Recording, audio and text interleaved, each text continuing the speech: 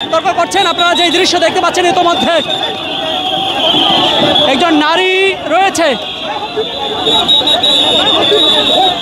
নারীটি পড়ে গিয়েছে, সেই দৃশ্য আপনারা দেখতে পাচ্ছেন। একজন নারী বিডিআর সদস্য তিনি পড়ে গেছেন এবং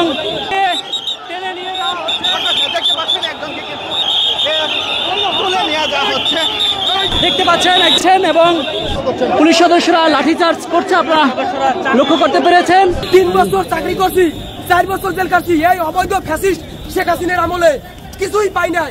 16-17 বছর ধরিয়া এই জুলুমের নির্যাতনের অন্যায় শিকার আমরা মজলুম মিডিয়া, আমরা কিছুই বলি নাই। আমাদেরকে জোর করে ধরে নিয়ে যাচ্ছে। এই জনগণের কাছে, দেশবাসীর কাছে বিচার দিলাম। আমি ছিলাম রংপুর, ঢাকায়ও ছিলাম না। আমার কেন এরকম করা হইতেছে? এই মুহূর্তে আপনারা যদি লক্ষ্য করেন তাহলে দেখতে পাচ্ছেন যে পুলিশ সদস্যরা, আমরা দেখছি তাদেরকে তাড়িয়ে দেওয়ার চেষ্টা করছে এবং বিডিও সদস্যরা উত্তেজিত অবস্থায় রয়েছে, সেই দৃশ্য আপনারা দেখতে পাচ্ছেন।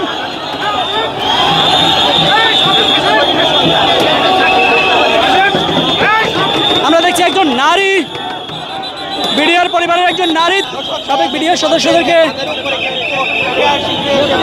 তাড়িয়ে দেওয়ার চেষ্টা করছে এবং তাড়িয়ে দিচ্ছে। ইতিমধ্যে জল মেরেছে এবং সাউন্ড গ্রেনেড ছুটছে, আমরা সেটি দেখছি। এবং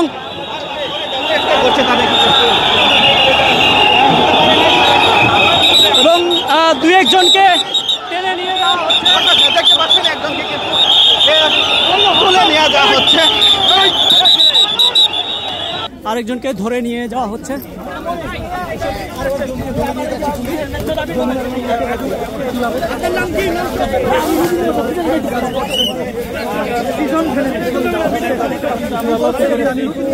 আপনারা দেখতে পাচ্ছেন ইতোমধ্যে